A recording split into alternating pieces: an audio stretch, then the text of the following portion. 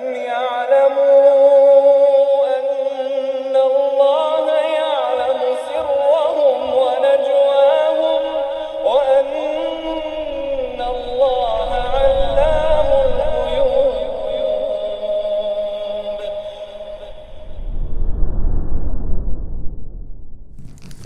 Bismillahirrahmanirrahim. Assalamualaikum warahmatullahi wabarakatuh.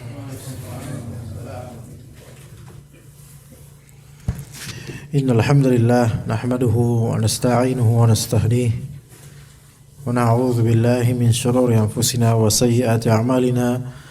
May yahdihillahu fala mudilla lahu wa may yudlil fala hadiya lahu. Asyhadu an la ilaha illallah wahdahu la syarika lahu wa asyhadu anna Muhammadan abduhu wa rasuluhu la nabiyya ba'dah. Allahumma 'allimna ma yanfa'una wanfa'na bima 'allamtana innaka antal alimul hakim. Allahumma inna nas'aluka 'ilman nafi'a wa rizqan thayyiba wa 'amalan mutaqabbala. Amma ba'd. Di halaman 82 dari kitab Adab dan Kiat dalam Menggapai Ilmu, kembali kita menelusuri perjalanan kisah-kisah sebagian ulama, terutama ahlul hadis, yang mana mereka semua menjadi contoh untuk kita, contoh yang baik dan pemicu semangat untuk kita agar kita lebih usaha lagi dalam menuntut ilmu dan mengamalkannya. 16 di sini Khalaf bin Hisham rahimahullah. Kisah tentang Khalaf bin Hisham. Hamdan bin Hani Al-Muqri berkata, aku pernah mendengar Khalaf bin Hisham berkata, aku pernah tidak memahami satu bab tentang ilmu nahwu, maka aku keluarkan uang hingga mencapai 8.000 dirham sampai aku dapat menguasainya. Jadi satu bab dalam ilmu nahwu. Ilmu nahwu itu ada beragam bab, ya, banyak pembahasan. Satu pembahasan ini beliau tidak faham. Beliau keluarkan uang sampai 8.000 dirham sampai menguasai bab tersebut. Seolah-olah kalau di zaman sekarang itu kayak apa? Kayak kursus. Ya. Agak depanan, Bang Win depanan nyuruh, depan sendirinya di situ terus istiqomah, stuck di situ nyuruh ke depan, ayo Pak Win, DKM.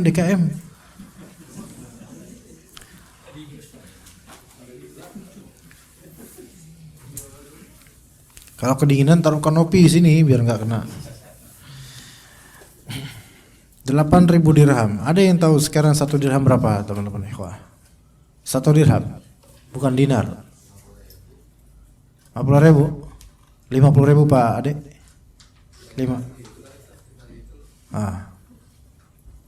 50.000. 50.000 kali 8.000 berapa Pak? Enggak, kalau itu benar 50.000 Pak. Kam?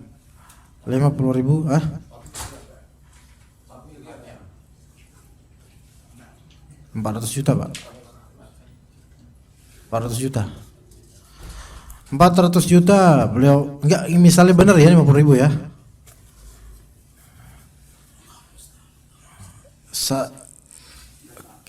Masa sih? Iya, makanya itu dirham apa tuh? Kok kayak 1 real? 1 dirham UEA. Enggak, ini ya, betul ya. Kalau 4.000 kali 8.000 kam, gede juga itu. Iya, buat usaha dagang lumayan. 32 juta. Iya, 32 juta zaman itu dirupiahkan sekarang. Ya enggak, tetap diratiokan sekarang lah. Ya, 32 juta itu antum bisa bikin warung kelontong. Itu hanya untuk memahami satu bab dalam ilmu nahwu. Ini kira-kira beliau mengeluarkan uang untuk menyewa guru atau sedekah ke fakir miskin supaya Allah kasih ilmu gitu? Enggak, ini dalam rangka apa? Menyediakan uang untuk guru. Ini menunjukkan bahwa saya membayar untuk ilmu itu tidak masalah. Selama itu tidak menjadikan fitnah buat baik dirinya atau ustadznya. Tidak masalah, ikhwan. Anda merasakan kayak misalnya kemarin ada ustadz datang, salah satu ustadz STDI lah gitu, ke sekolah anak-anak, hafizahullah. Anda sendiri yang sebagai dai ya gitu, maksudnya semanzilah dengan beliau dari segi sama-sama dakwah, walaupun tentu beliau jauh lebih tinggi daripada Anda, tapi sama-sama mempunyai aktivitas dakwah lepas di kaum muslimin gitu loh. Namun bedanya banyak, beliau juga di sekolah tinggi juga ngajar, beliau dosen juga, gelar juga banyakkan beliau. Tetapi di sini beliau mengajarkan tentang kepada wali santri, wali murid, muhadarahnya tentang anak dan gadget ya, media sosial dan handphone dan misalnya. Beliau berikan taujihat sekitar 1,5 jam atau hampir 2 jam. Di situ seperti ada niatan di qalbu anak, dan ini bukan dalam rangka untuk memamerkan niat sama sekali, bukan. Tapi di sini ada ibrahnya gitu ya. Itu kan sudah diurus panitia ya, soal mungkin akomodasi perjalanan beliau dan juga operasional lah ya, atau mukafaah untuk kebaikan beliau. Pasti itu sudah dimasukkan dalam list pengeluaran sekolah. Entah berapa tidak tahu. Tapi dalam hati Anda tuh pengen menambah gitu untuk beliau. Tidak masalah beliau pulang dengan membawa penghasilan yang banyak untuk anak istrinya, karena beliau sudah terlanjur baik sama kita. Itu ternyata ya anak kadang ngerasain gitu loh sama orang yang anak hadir di kajiannya gitu loh. Kemudian ada juga semalam anak hadir di salah satu masjid. Anak nggak tahu kalau masjid tersebut akan ada kajian rutin. Anak sholat biasa, ternyata ada kajian. Alhamdulillah ya, masjid sunnah. Ada ustadz tersebut ya kajian tentang adab, dan anak nilai bagus sekali, masya Allah. Setelah selesai isya, anak hampiri beliau dan juga DKM ngobrol. Ternyata beliau lulusan Libya 2019, jauh dia bawa anak 6 tahun sekitar itu. Namun di situ ada ingin memberikan penghargaan lebih gitu loh, berupa materi, pengen ngasih sesuatu ke beliau. Artinya di sini seorang murid ya gitu loh. Ketika dia itu, ini posisinya ketika itu sebagai murid beliau ya, walaupun beliau jauh di bawah. Seorang murid ketika ingin memberikan suatu dedikasi atau reward atau ihsan kepada gurunya, itu tidak masalah sebenarnya. Kapan menjadi masalah? Menjadi masalah ketika reward atau self reward tersebut menjadikan ustadz itu terfitnah. Ini ada beragam macam model, baik terfitnah karena terlalu besar rewardnya, atau terfitnah karena pemberian tersebut boleh jadi syubhat misalnya, atau pemberian tersebut yang membuat ustadz tersebut akan dipandang orang tidak baik. Contoh, ustadznya dikasih moge ya misalnya. Kira-kira gimana? Ustadznya dikasih moge, antum mau nggak dikasih moge kan? Pak, mau nggak Pak Sepul? Mau lah, Allah emang antum maunya. Iya, motor gendut ya. Nah kalau misalnya moge itu dikasih, misalkan anak kemana-mana pakai moge, orang ngelihat anak pakai moge, kemudian suaranya sangat. Kira-kira dakwah sunnah ini gimana? Tuh Ustaz sunnah kayak gitu, tuh Ustaz sunnah gitu. Jadinya orangnya apa? Tapi ini emang muridnya tuh pengen Ustaz ini tuh menikmati dunia gitu dengan itu. Nah ini bisa terfitnah, maka ini jangan, hati-hati ya. Atau memberi Ustaz ini terlalu banyak dari harta, uang, mobil, semua dikasih, seolah-olah pengen warisin semuanya ke Ustadz ini bisa menjadikannya terfitnah. Karena zaman sekarang everyone needs money gitu loh. Semua orang butuh uang. Kalau zaman itu ikhwan, ulama zaman itu beda, kebutuhannya tuh beda. Memang benar Ibnu Hajar itu sampai ketika beliau menjadi seorang qadhi, beliau naik di atas kuda yang terbaik dengan pakaian mewah, betul.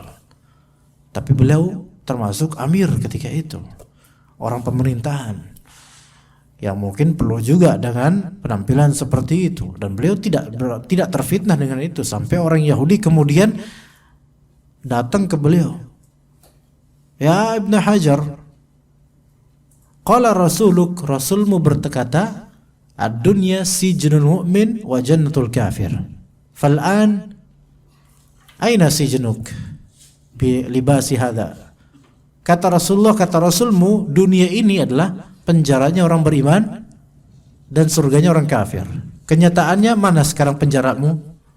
Dengan pakaianmu yang mewah, dengan faros kudamu yang masya Allah, kendaraanmu. Ya. Mana sijen, kan yang namanya sijen penjara itu kan mesti kalau sholat tersiksa gitu. Maka kata Ibnu Hajar dengan makna, inilah penjara untukku di dunia ini dengan seperti ini. Sementara di akhirat Allah menjanjikan aku yang terbaik. Sementara engkau dengan kemiskinanmu ini sudah surganya kamu, dan di akhirat engkau mendapatkan yang terburuk kalau nggak masuk Islam. Jawabannya masya Allah ya. Iya. Ini menunjukkan apa? Seorang alim selama tidak menjadikan diri terfitnah atau tidak membuat orang-orang terfitnah, tidak masalah dengan hal-hal seperti itu. Dan kebutuhan ulama zaman dulu beda ikhwan. Makanya dikasih, misalnya ulama dikasih 8.000 dirham, mereka tetap bisa zuhud.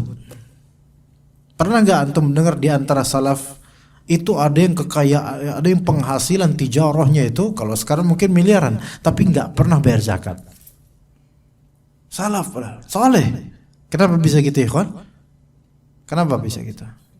Rajin sedekah, semuanya dihabisi sedekah, sehingga tiada zakat khalas, karena untuk diri nggak banyak tersisa.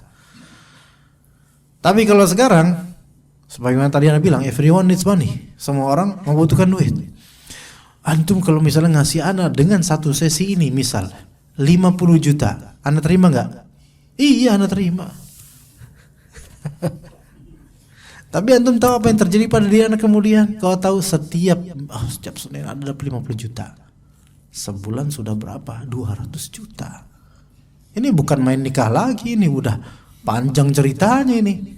Rumah di mana-mana, masya Allah. Beda nanti jadinya. Jadi zaman sekarang jangan nanti kemudian dijadikan dalil atau dalih bahwasanya seorang alim itu hendaknya dikasih uang sebanyak-banyaknya karena mengajarkan. Enggak gitu juga. Tetap ada batasan uruf yang wajar. Makanya dulu enggak apa-apa mencapai 8.000 dirham.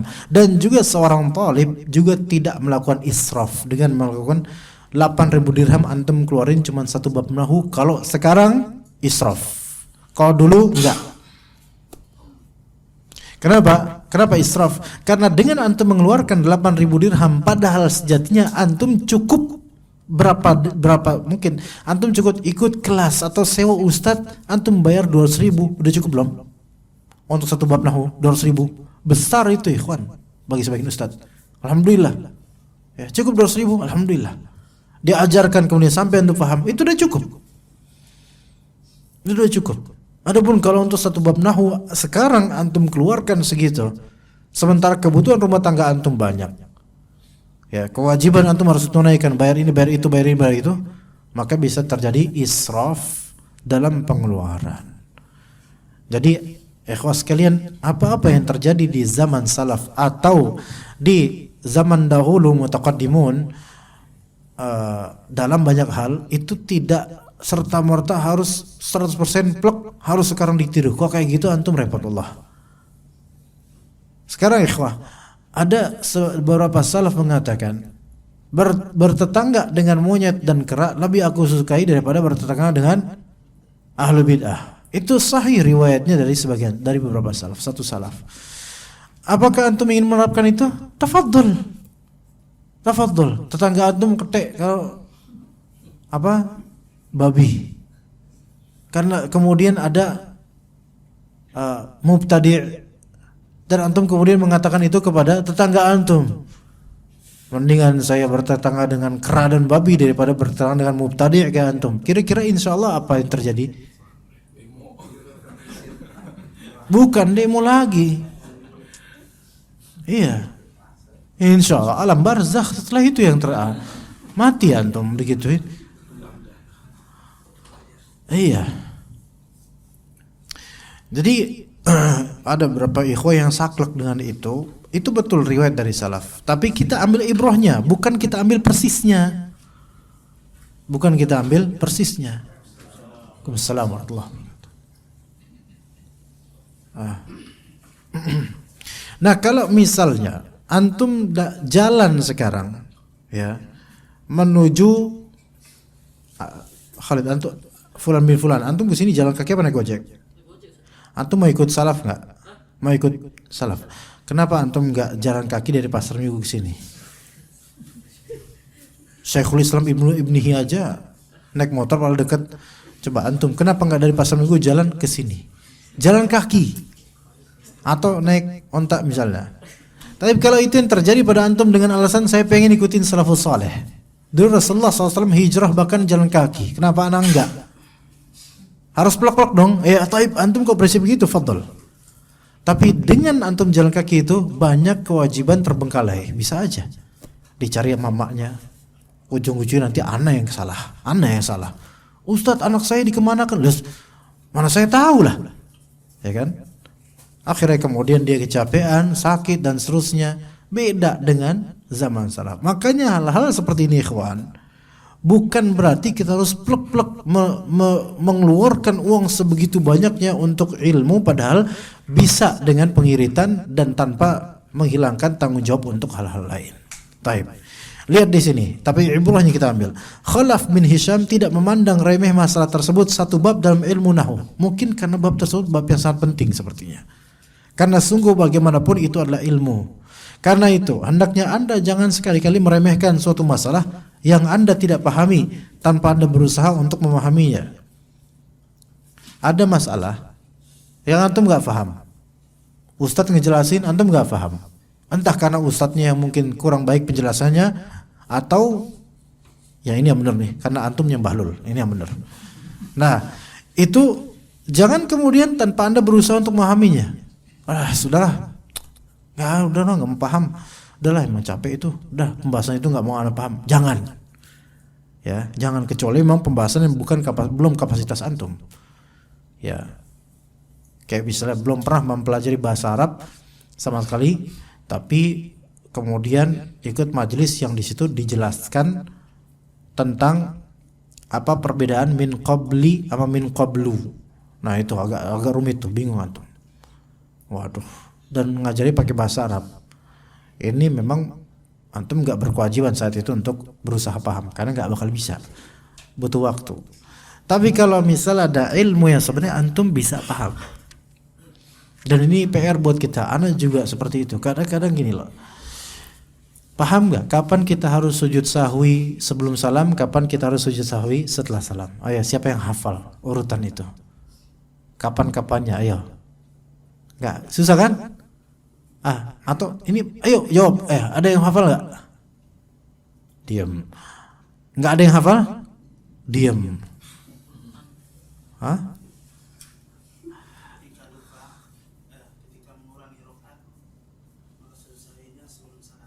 Sebelum salam.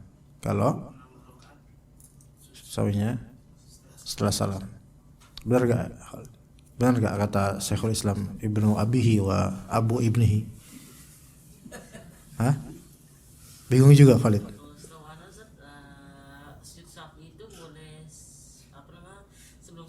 Ataupun tergantung dia konteksnya apa, tergantung apa, lupa apa enggak gitu. Oh kayak gitu, masya Allah, suka-suka. Semoga Allah berikan antum hidayah ya. Suka-suka dia ternyata. Ya udahlah, oke. Udah khilafiyah ya. Ini dari Syekhul Islam Abu Ibnihi sama Syekhul Islam Ibnu Abihi. Ya, masya Allah. Ya, masya Allah. Tapi kadang-kadang ada rinciannya, rincian yang memang lebih benar gitu daripada yang antum katakan ya Khalid. Namun karena apa sih ini kan jangan terjadi pada saya, udahlah nggak usah. Lewat kan? Lewat. Malas mau memahami ya itu kita kadang gitu. Kita kadang gitu, makanya kata jangan Anda sekali meremehkan, minimal jangan meremehkan deh. Tetap menganggap itu tuh penting gitu loh. Cuman emang saya males gitu aja, mendingan gitu. Jangan sebaliknya. Itu nggak penting. Saya kan udah rajin tapi itu nggak penting buat saya. Enggak. Orang rajin tuh nggak gitu. Yang rajin itu benar. Ada ilmu-ilmu itu yang sebenarnya penting. Ya. Yang sebenarnya penting. Contoh lain. Apa bedanya setan sama jin? Ayo sob.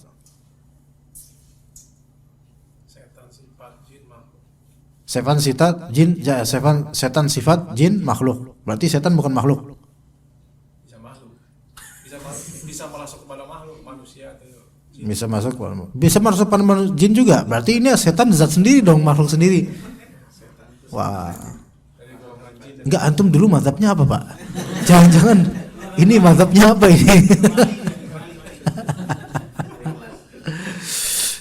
Allah katakanlah ya. Syekh. Setan sifat untuk jin. Mazhab kedua. Ayo fadhal yang lain. Yang lain. Ayo keluarkan pendapat antum. Enggak apa menyimpang seperti yang sudah-sudah enggak apa-apa.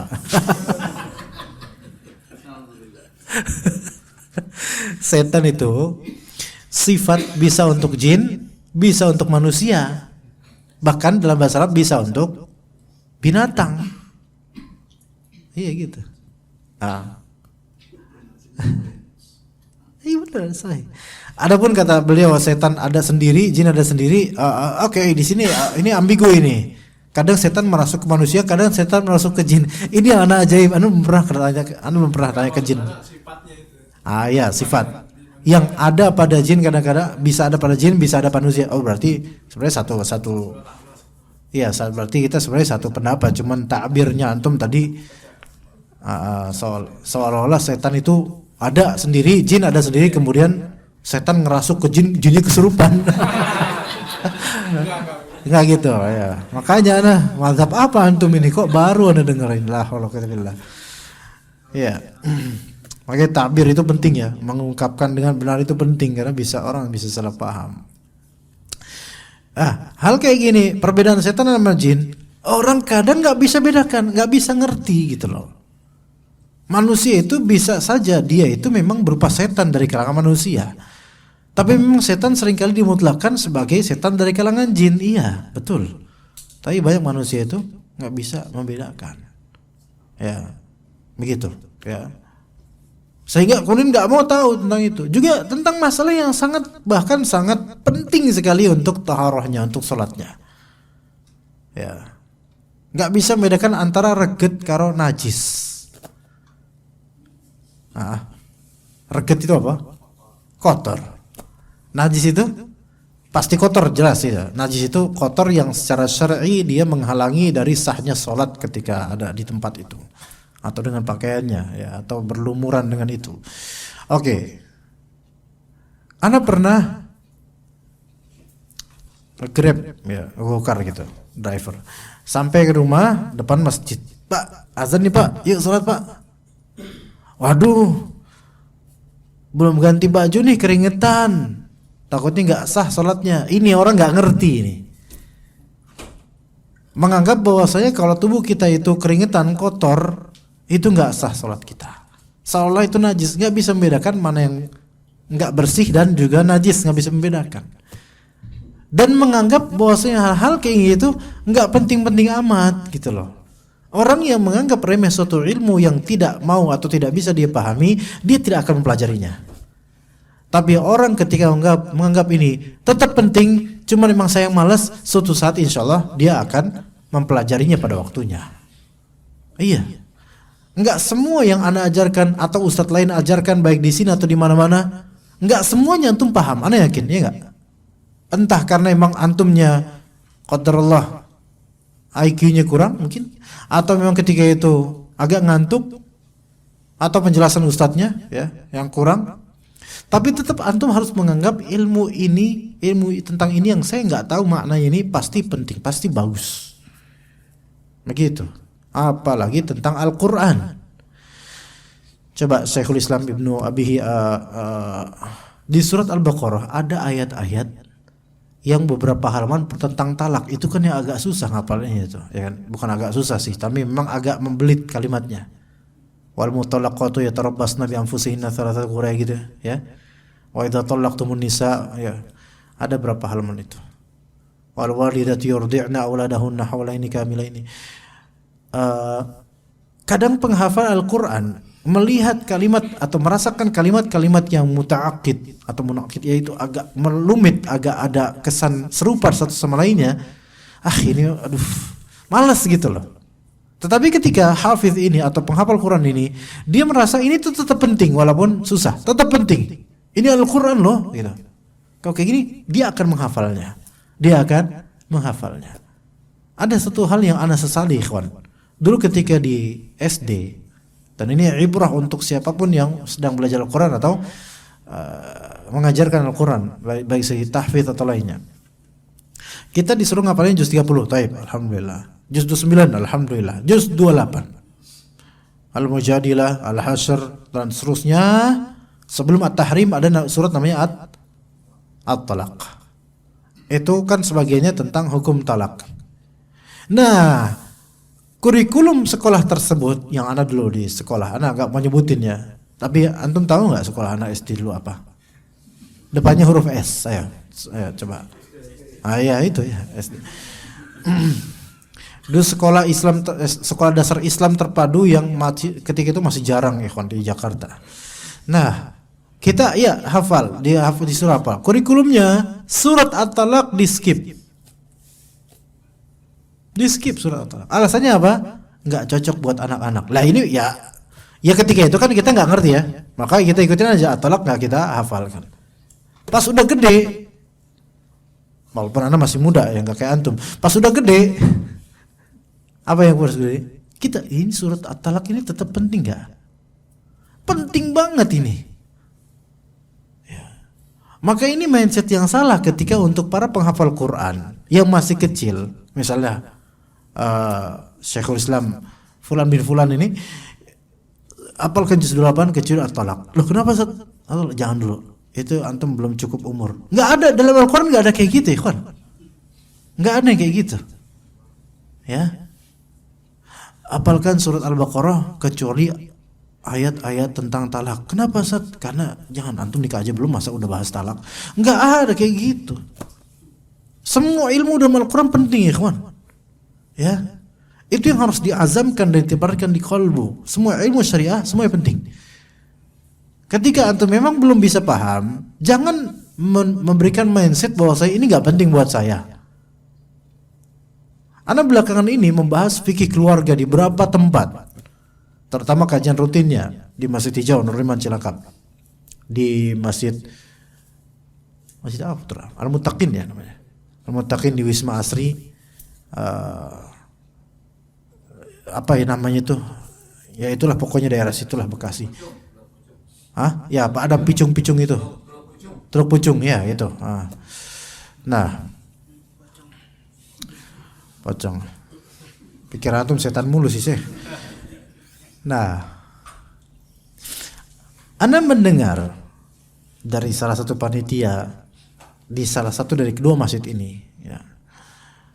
Ada DKM atau orang yang bilang, aduh pembahasannya Ustaz Hasan ini mah gak relevan buat kita, gak kompatibel sama kehidupan kita.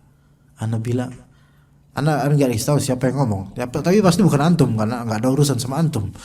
Ada beberapa orang itu gak puas mereka dengan pembahasan fikih keluarga karena merasa gak relevan dengan apa yang dikirman. Karena katakan inilah contoh orang gak ngerti ilmu.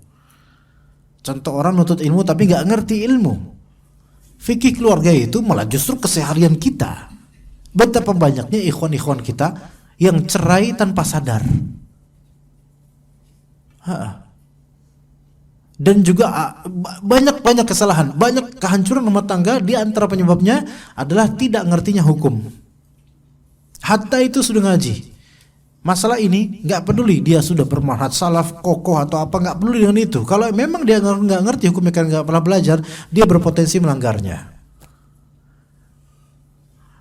Maka di sini orang ketika meremehkan salah satu ilmu syar'i, maka dia tidak akan mempelajarinya sampai terbangun mindset bahwa ini tetap penting buat saya. Dia suatu saat akan mempelajarinya. Begitu ya kawan. Perhatikan hal-hal ini ya. Boleh jadi jika suatu saat Anda mengalami kesulitan dan merasa prihatin pada suatu pembahasan yang tidak Anda pahami, maka ketahuilah bahwa rasa prihatin Anda terhadap ketidakpahaman Anda adalah sebagai suatu bentuk nikmat. Misal antum kesulitan memahami mubtada khabar dalam ilmu nahwu. Apa sih itu mubtada, apa itu khabar, bingung antum.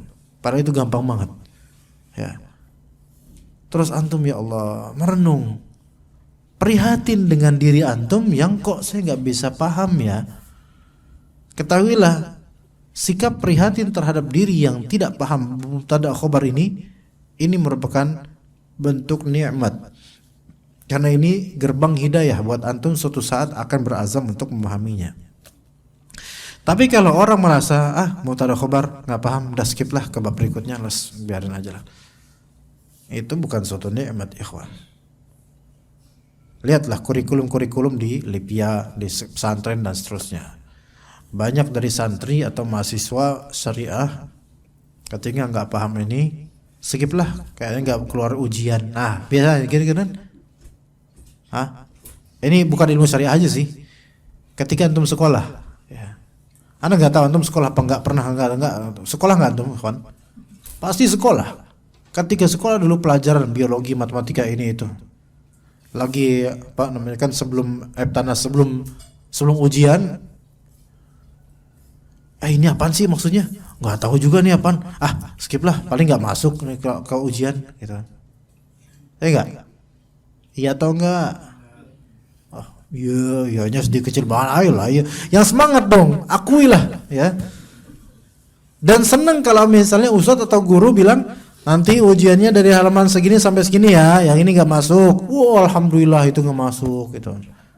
Karena apa? Merasa ilmu yang nggak masuk ujian ini nggak begitu penting. Kepentingan kita itu selama apa? Sekolah adalah jawab apa kepentingannya?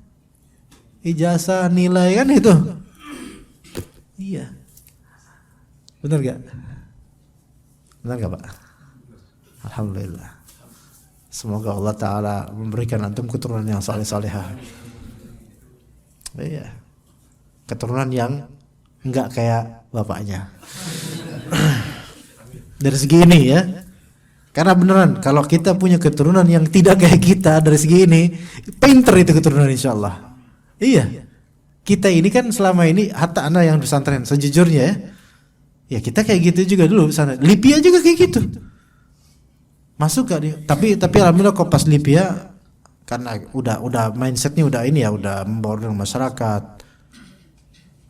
Udah punya lah, namanya kita udah usia dewasa gitu kan. Oh ini penting buat kehidupan kita, oh ini penting buat fikih ini. Jadi ya tetap merasa ini penting semua gitu.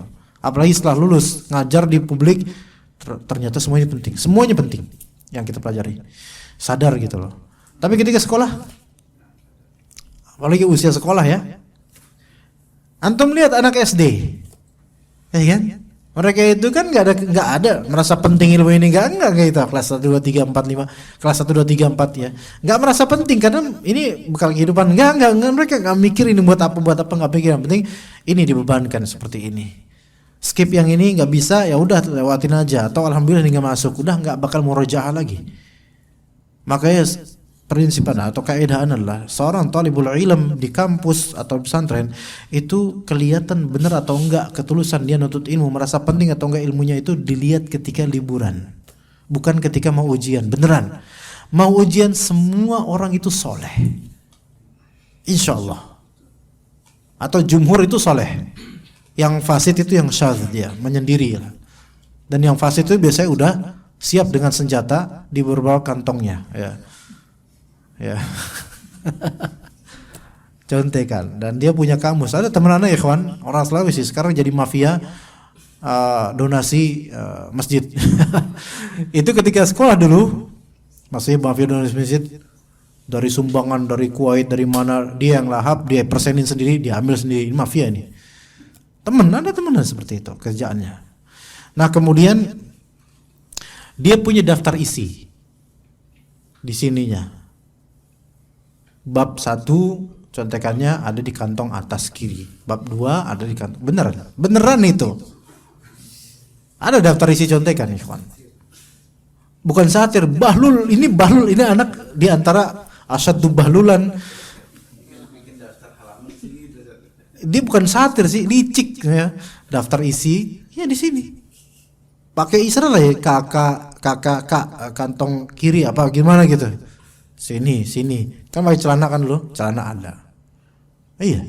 Begitu. Dan tulisannya kecil-kecil, masya Allah. Semut aja bingung gitu loh. Tapi seperti itu ya kawan. Itu menghargai ilmu? Enggak menghargai ilmu. Seandainya dia menghargai ilmu itu penting, dia tuh belajar bukan buat karena ujian sebenarnya. Iya. Nah, karena sungguh hal itu menunjukkan insya Allah akan semangat dan dalam menuntut ilmu ketika liburan tetap murojaah, bukan pas mau ujian jadi soleh saja. Setelah ujian selesai tanduknya mulai tumbuh lagi. Ya, enggak. Ujian selesai atau kenaikan kelas atau kelulusan selesai, udah jadi setan lagi dia. Enggak. Pas mau ujian itu tahajud, masya Allah, qiyamul lail, sampai temannya bingung, ini bener nih dia nih, bener dia, masya Allah, qiyamul lail dia, masya Allah, dapat hidayah dia, karena pengen kelulusan, pengen ujian supaya selesai ujian, hilang ilmunya hilang. Makanya kebanyakan santri di pesantren, bahkan di kampus ya, tanya anak-anak Libya, anak nggak berani juga bilang kebanyakan ya, banyak dari santri ya atau mahasiswa syariah, karena liburan saifiyah, liburan musim panas bahasa Arabnya gitu, sebulan setengah, 2 bulan, balik kampus semester itu kembali ke jadi orang awam, gak ngerti apa-apa, harus recover lagi karena selama liburan main ke sana ke sini, gak ada murojaah. Ini sebenarnya gak menghargai ilmu ya. Baik, 17 Abul Wafa bin Aqil, salah, bukan bin Uqail. Yang benar adalah Ibnu Aqil Al-Hanbali. Bacanya benar Ibnu Aqil. Azan dah. Kenapa mereka tuh azan ketika Anda baru muqaddimah? Ini azan ini benar?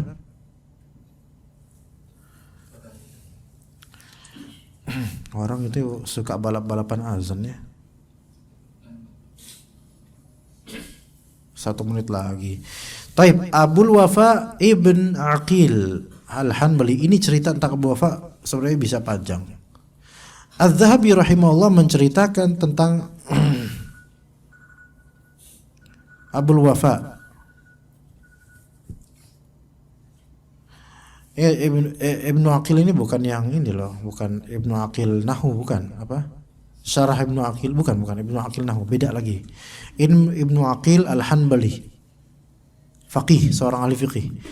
Az-Zahabi menceritakan tentang beliau dalam kitabnya Ma'rifatul Qurra Al-Kibar, bahwa ia, yaitu Abul Wafa, menulis kitab Al-Funun hingga mencapai 470 jilid.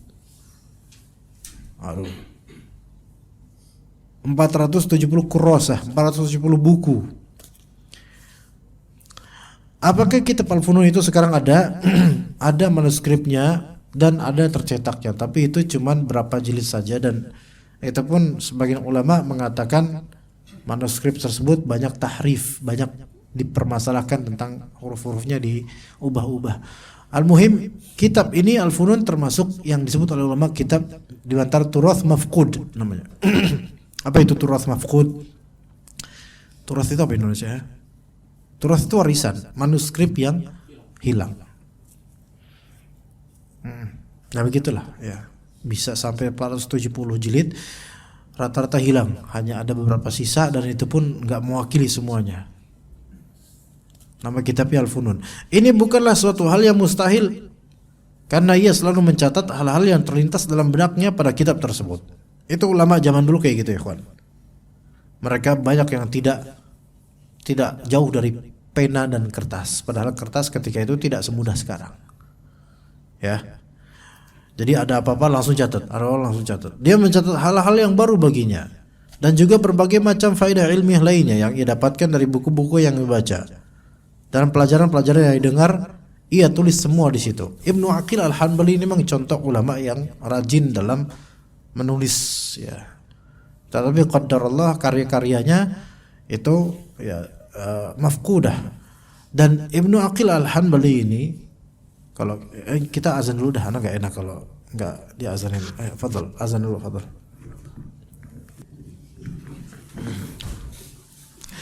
Baik, kita lanjutkan sedikit tentang Ibnu Aqil Al-Hanbali, ikhwan. Baca Ibnu Aqil ya, bukan Ibnu Uqail.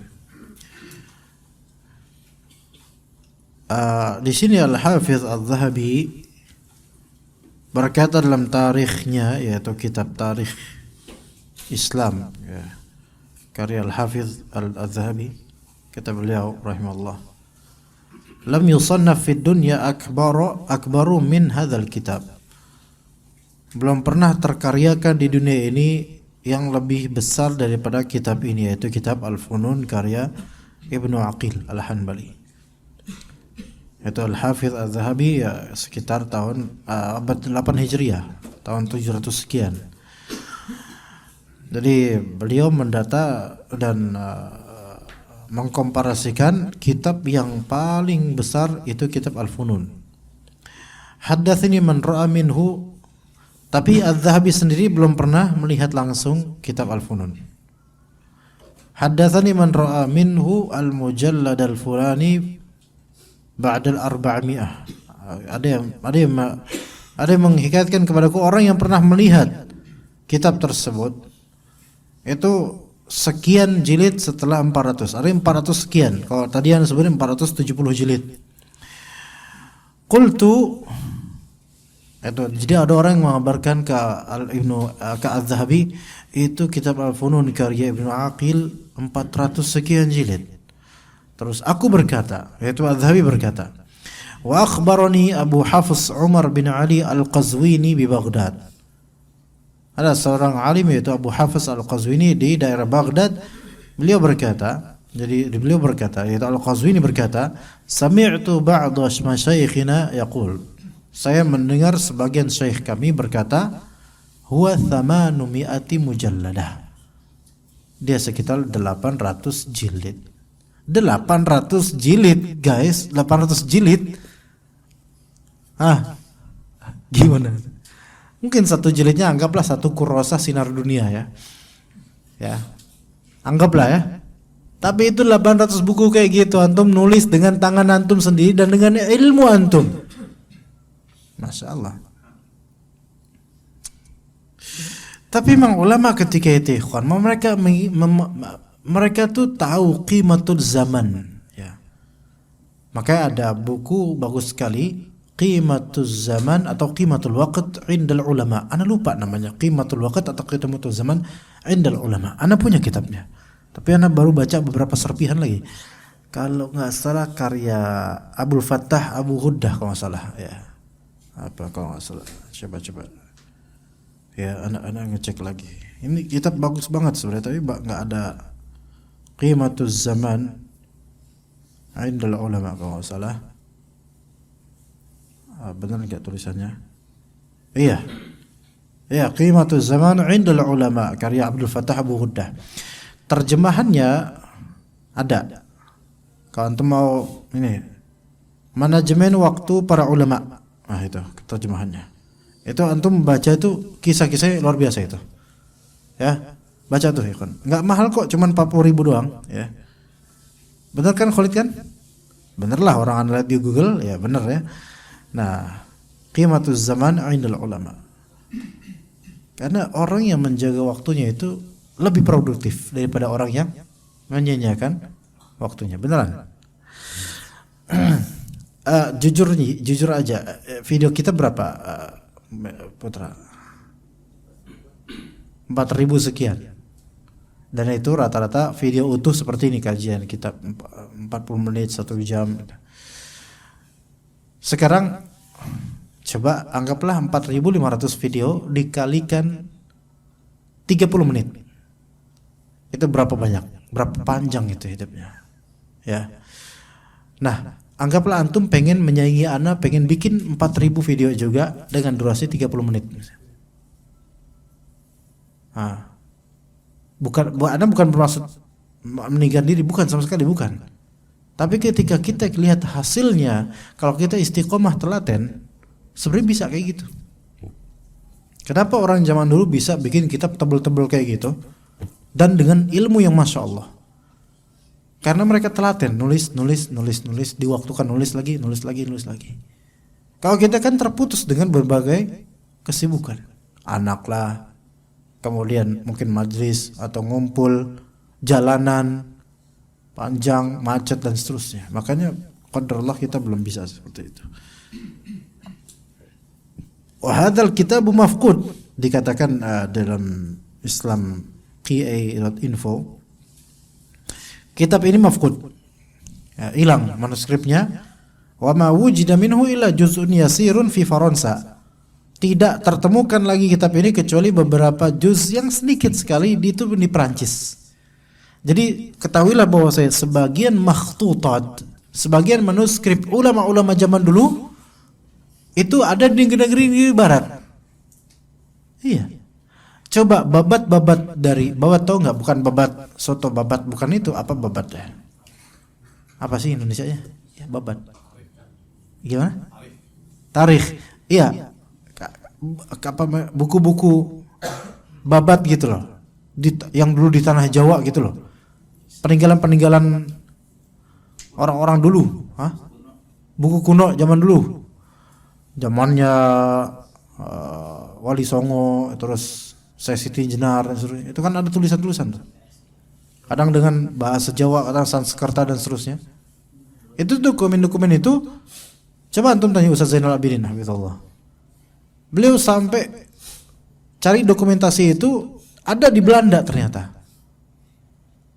Ada di Belanda. Kadang-kadang tuh hal-hal kayak gitu yang merupakan museum sejarah atau namanya apa, jejak sejarah dari kitab-kitab dan manuskrip itu kadang dibawa ke negeri-negeri kafir, baik oleh penjajahnya atau terjadi perang kemudian dijarah dan kemudian diambil, atau memang orang-orang ini, orang-orang kafir itu punya keinginan untuk meniru sebagaimana dikatakan kitab Mukhtasar Al-Khalil kalau nggak salah, Fikih Maliki, itu yang ketika terjadi penjajahan mana ya, lupa ya, Perancis itu kan menjajah mana gitu.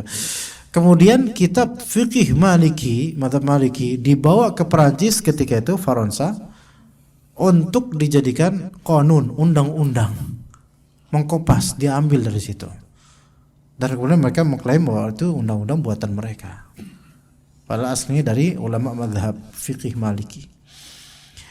Ya, jadi ditemukan di Perancis beberapa manuskripnya dan dicetaklah di 2 jilid saja dengan tahqiq dari Jawraj Al-Maqdisi.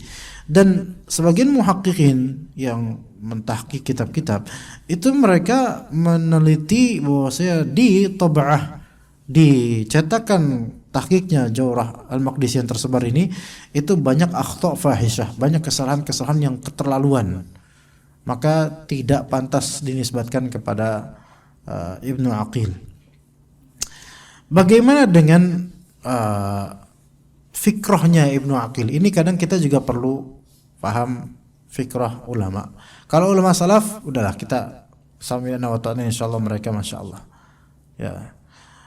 Ulama salaf ya, salaf yang saleh ya.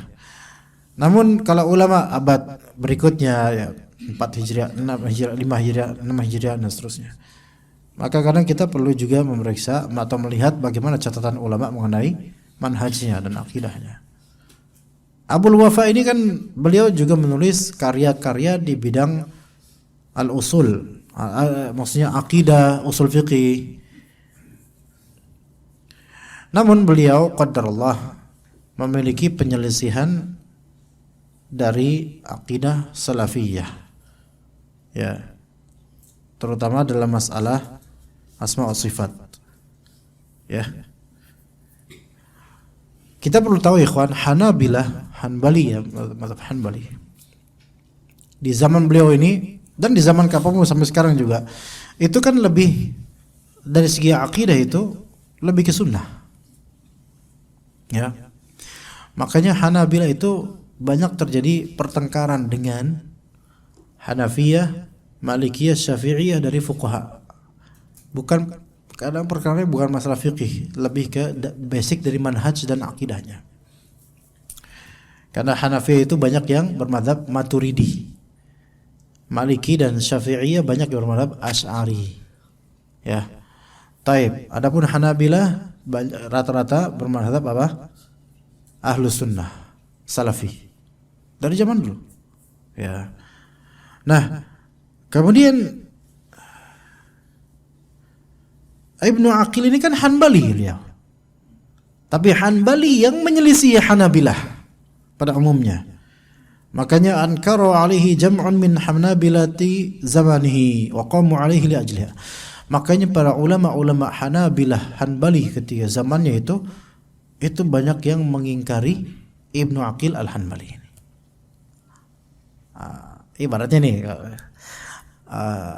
Salafi Indonesia rata-rata mengingkari Ustadz Fulan yang sama-sama kelihatan Salafi tapi kok fikrohnya ke Ikhwani misal gitu loh.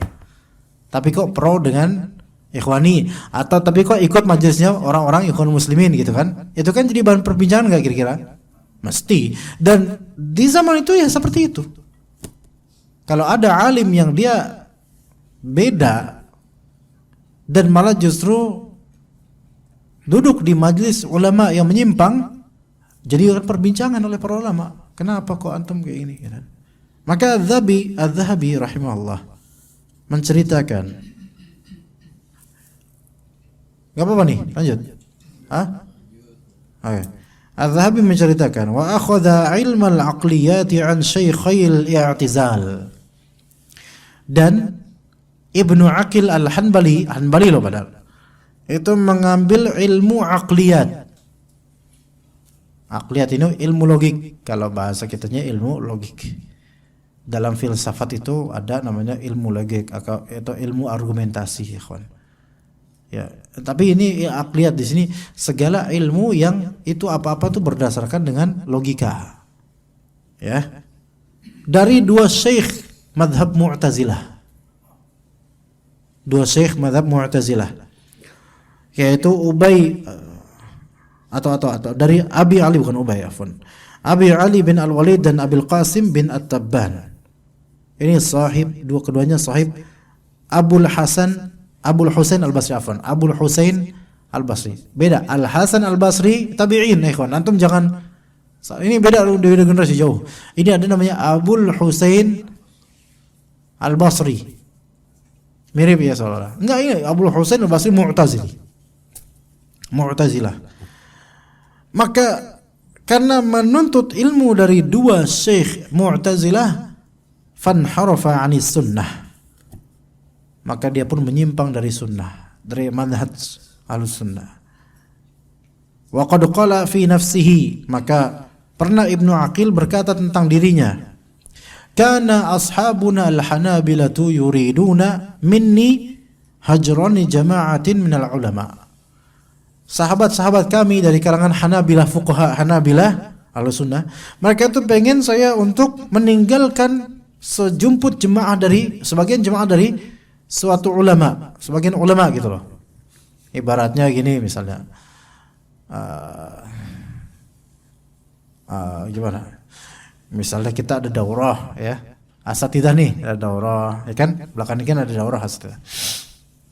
Atau asatidah pada ngumpul, terus ada satu ustadz yang gharib gitu. Maksudnya gharib di sini tingkahnya. Dia sama-sama Ahlus-Sunnah, dia tadinya sama Ahlus-Sunnah, kemudian ngaji bareng dan seterusnya. Tapi ustadz ini kok kita perhatikan berkawan dekat dengan fulan gitu loh. Yang mana kita tahu permusuhan mereka terhadap sunnah. Paham di sini? Ya. Maka dinasihatilah oleh para ashab, yaitu para asatidzah. Ustaz, ana dengar antum kok suka ngumpul ya, anak ngelihat di Facebook antum fotonya antum ngumpul sama Ustaz Fulan. Kan Ustaz Fulan itu kan antum tahu lah beliau kayak gimana, beliau telah menikam guru-guru kita, misal beliau telah gini telah gitu ya. Ini happening nggak di kita? Terjadi nggak? Iya. Tapi ini nasihat ikhwan. Ini bukan bab, ini termasuk tahdzir juga, tapi ini nasihat. Udahlah Ustaz, jangan salah, nanti antum terjerumus. Nah ini seperti ibaratnya Ustadz yang beda ini ibaratnya Ibnu Aqil Al-Hambali. Ini beberapa Ustadz ini pengen supaya saya meninggalkan Kiai Fulan, Ustadz Fulan dan seterusnya. Wa kana dzalika yuhrimuni ilman nafi'a. Dan hal seperti bagiku itu seperti mengharamkan dariku ilmu yang bermanfaat. Ngerti nggak ikhwan? Artinya tetap Ibnu Aqil itu tetap kekeh. Antum jangan ngalang-ngalangin anak. Orang ini berilmu, punya ilmu banyak, anak pengen nuntut ilmu darinya. Antum ngalangin anak sama dengan mengharamkan ilmu yang banyak itu kepada anak. Maka Az-Zahabi menceritakan kembali untuk hal ini. Qultu, aku katakan, kata Az-Zahabi, kanu yanhaunahu an mujalasatil Mu'tazilah. Mereka ulama Hanabilah, teman-temannya Ibnu Aqil, melarang Ibnu Aqil untuk duduk bareng dengan orang-orang Mu'tazilah. Contoh orang Mu'tazilah itu yang diceritakan sama antum, yang baju putih yang kesini itu, yang katanya pernah kesini, yang kayak orang jamaah tabligh. Tahu? Pernah nggak? Siapa yang pernah mengalami? Anak katanya anak nggak ada, anak belum datang ke sini katanya, belum pernah kesini. Yang udah ngerasakan? Ada pernah teman-teman yang sini? Tahu ya? Itu Mu'tazilah itu orang. Dan orang itu dia dai menuju mazhab Mu'tazilah, dan berbahaya sekali orang itu. Dan dia dan ajaibnya ya, ini ajaibnya. Dia sepertinya memang mengincar ahlu sunnah, yaitu salafi. Mengincar gitu secara langsung ngomong. Iya. Makanya jangan besok-besok jangan bawa lagi sini, bisa berantem sama anak beneran itu, walaupun orang tua itu ngeyel luar biasa itu orang tua. Itu bisa kufur, bisa menuju kekufuran itu propagandanya beneran. Memang pertamanya halus, tapi lama-lama antum bisa kufur beneran itu. Tapi anda masih menganggap beliau muslim gitu loh. Kenapa? Karena syubhat ya, dan memang sebagian ulama Ahlus Sunnah wal Jamaah mereka mengkafirkan maqalah Mu'tazilah, tapi tidak serta-merta mengkafirkan orangnya. Tapi kalau Jahmiyah langsung dikafirkan orang. Ini Jahmiyah itu tarafnya lebih tinggi lagi kekufurannya. Sebenarnya kalau di sini antum bahas masalah Mu'tazilah, Asy'ariyah seru banget insyaallah. Tapi pusing, yakin. Ana enggak yakin antum kuat. Ana enggak yakin ya. Jadi kita bahas ini aja. Tapi ini sebagai maklumat ikhwan. Dan tadi siang anak kajian di Antam. Bukan anaknya di Antam ya. Di Antam. Ya, Antam tahu? Anaknya Tambang. Anak kajian di Antam lagi kajian di Antemin Ustaz. Enggak. Bukan. Di anaknya Tambang di Jakarta di apa namanya? Simatupang ya. Tanjung Barat daerah situlah. Ana tadi menjelaskan al-aqidah tahawiyah, ikhwan. Aqidah tahawiyah pas banget ketika itu berkaitan dengan masalah qudrahnya Allah, kemampuan Allah, kemahakuasaan Allah. Berkaitan dengan sifat dan nama Allah Azza Jalla Qadir. Dan ini yang masalah yang pernah ana berdebat dengan bapak itu, syekh itu, orang tua tersebut. Ana berdebat dengannya karena dia ngajak, dia yang menjerumuskan ana untuk menuju perdebatan. Akhirnya ana bantah sampai sebenarnya dia udah skak, tapi dia tetap gak mau. Pengen tetap diskusi, pengen terus meladeni. Ana sampai bilang kepada beliau, ana la ahtaju ila aqlika wa kalamika, ittaqillaha fi aqlika ya syekh. Ana enggak butuh dengan omongan antum dan juga akal antum. Bertakwalah antum kepada Allah dalam urusan akalmu itu. Ana bilang gitu, wallahi ana bilang gitu. Dan ana bilang itu agak sedikit keras di depan jemaah yang enggak ngerti ana ngomong apa karena bahasa Arab. Tetapi ikhwan, orang seperti ini berbahaya. Imam Malik rahimahullah, beliau pernah mengusir seorang yang hanya bertanya, wahai Imam Malik, kaifastawa, bagaimana Allah itu beristiwa? Langsung dijawab sama Imam Malik sebagai suatu kaidah, wa ma araka illa mubtadi'ah, tidaklah aku melihat engkau kecuali seorang ahli bid'ah.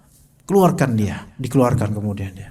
Jadi seorang dai Ahlus Sunnah dakwah dalam dakwah, kalau memang ahli bid'ah ini provokatif ya dan bisa mempengaruhi jemaah, maka hak seorang dai mengeluarkan dia dari majelis. Beneran itu. Ya, enggak apa-apa, berapapun usianya itu. Karena mubtadi itu khabith mereka itu. Ingat, mubtadi yang dai seperti ini ikhwan, tidak seperti mubtadi yang cuman tahlilan. Karena bid'ah tahlilan bid'ah juz'iyah. Sementara bid'ah Mu'tazilah ini bukan juz'iyah, kulliyah, karena ini mencakup banyak hal yang itu bisa menuju kekufuran. Makanya Ibnu Aqil ini diwanti-wanti sama ulama lainnya, jangan deket-deket itu. Ntar kena beneran. Kena beneran. Nah, anak khawatir beberapa ikhwan kena beneran gitu loh. Tapi insya Allah anda merasa insya Allah enggak, mudah-mudahan. Sampai tadi dia antam. Kemudian ada panitianya, anak kan ke parkiran sama beliau, cerita, ada tuh Ustaz, anak pernah ketemu Ustaz di daerah Pamulang loh. Anak ketemu orang ini di daerah Pulau Gebang. Sekarang orang antam ini ketemu dengan orang ini, orang Mu'tazilah di Pamulang. Jauh nggak kira-kira? Jauh ikhwan. Dan orang ini itu kemana-mana jalan kaki. Sof, lihat, kita udah naik motor, males, sampai kajian tidur lagi, masya Allah. Semoga Allah beri antum hidayah. Juga anak sih, anak juga. Ya. Nah, kemudian anak tanya, emang dia bilang apa? Anak kan ketika itu kata dia lagi nungguin anak, lagi sekolah apa-apa gitu. Terus anak diam duduk gitu. Kayak bapak itu ngeliatin anak terus. Akhirnya dia datang ke anak. Kemudian mulai dia ngobrol sama Ana dan langsung ke masalah itu.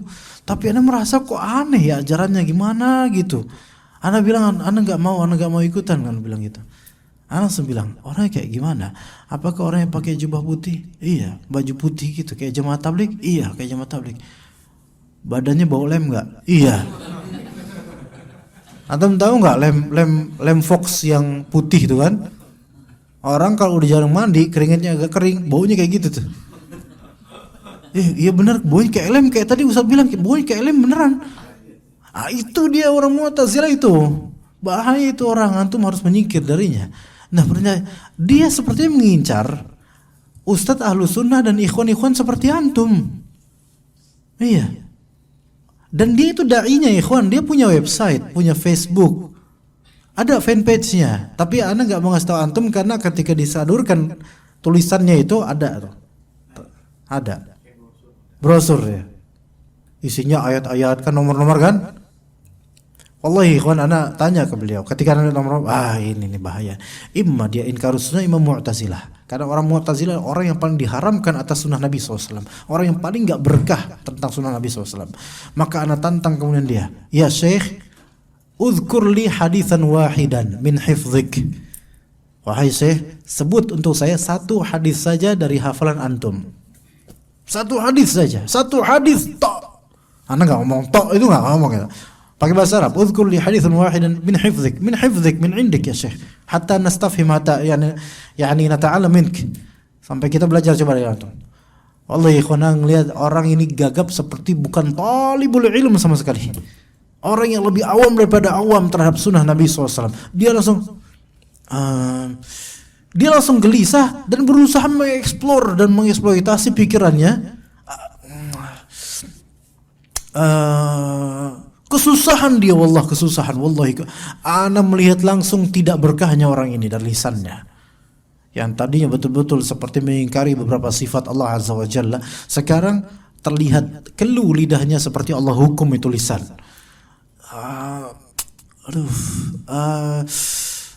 Apa ketika itu ketika itu dia jawab hadis apa itu namanya?